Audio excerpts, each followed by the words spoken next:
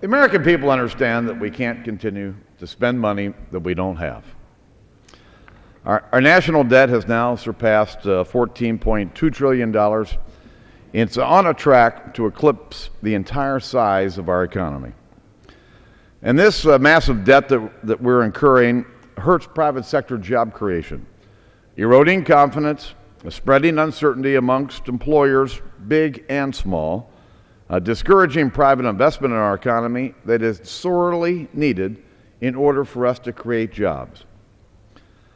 This debt is also a moral threat to our country. In my opinion, it is immoral to rob our children and grandchildren's future and leave them beholden to countries around the world who buy our debt. We have a moral obligation to speak the truth and to do something about it.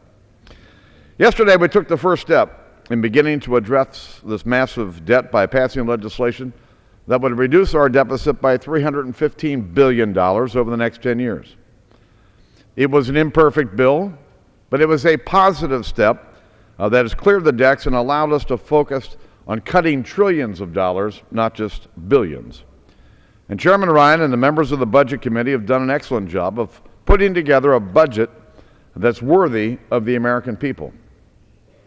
This budget will help job creation today, lift the crushing burden of debt that threatens our children's future, and preserve and protect programs like Medicare and Medicaid.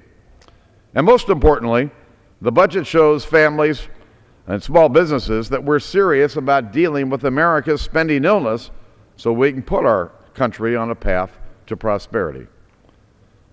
The Ryan budget sets the bar for the debate going forward. President Obama had an opportunity to match it. Unfortunately, he gave a partisan speech about the need for more spending, more taxing, and more borrowing. He said he wants to target our debt problem through a so-called debt fail-safe, but exempts the major entitlement programs that account for most of the long-term debt problems. And he proposed yet another commission, though he ignored the recommendations of his last one. And instead of offering serious solutions, the president asked Congress to raise the debt limit without addressing Washington's spending problem. The president wants a clean bill, and the American people will not tolerate it. Now let me be clear. There will be no debt limit increase unless it's accompanied by serious spending cuts and real budget reforms. We delivered this message on Wednesday morning to the president, and we cannot continue to borrow recklessly and dig ourselves a deeper hole and mortgage the future of our children and grandchildren.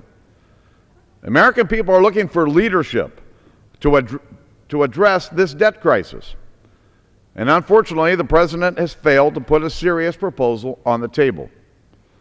And if the president won't lead, we will. No more kicking the can down the road. No more whistling past the graveyard. Now is the time to address the serious challenges that face the American people, and we will.